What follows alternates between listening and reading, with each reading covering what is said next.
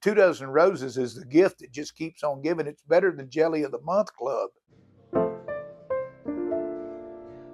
I'm Marty Rabon, the lead singer of the country music group Shenandoah. I got into music for the love of it more than anything else in the world. I was always singing around the house or out in the yard. I moved to Nashville, Tennessee, and was up there for about 9 months. My old buddy Mike McGuire, that actually had a club gig here in Muscle Shoals, Alabama, called me and said, look, we got a lead singer and a bass player that's leaving the band. He said, look, I don't know if you want to leave Nashville, but if you do, you can still write and turn in your tunes, and you can come down here and work with us.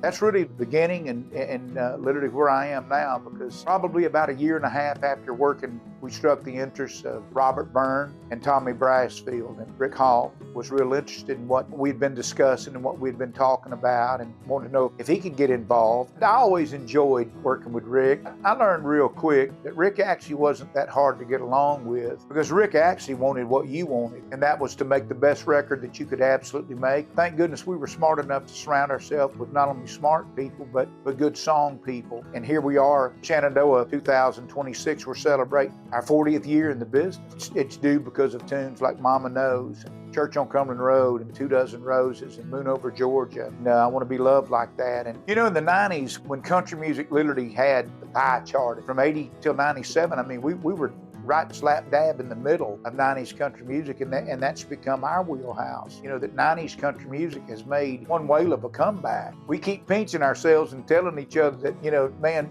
2 Dozen Roses is the gift that just keeps on giving, and we're grateful for that. We were just in a good spot. God puts you where you are because that's where he wants you. We're asked all the time, what can I do to get into the music business? You better love it. And the reason why it is because it's literally going to occupy 80% of your life. What you have to dedicate to it, what you have to put into it. You got to be willing to forfeit a lot of things that the average bear don't want to do. First off, let the Lord go before you and behind you. Let him be your guide. And I mean that sincerely. I'm not kidding. We had been working Rock the Country shows with Nickelback and got to befriending them. Chad Kruger and I, we got a chance to chat a little bit. So, man, I remember when Church on Cumberland Road came out, I said, we just signed a new deal with 8-Track Entertainment. And I said, we just redid a track on that. I said, man, what do you think about putting a vocal on that second verse? He said, man, are you serious? And I said, man, I'm as serious I can be. And that's really how that happened. We seem to really be enjoying what we're doing. It's not just a cliche. We literally learned to take it one day at a time. In our case, because of logistics and all that other kind of stuff,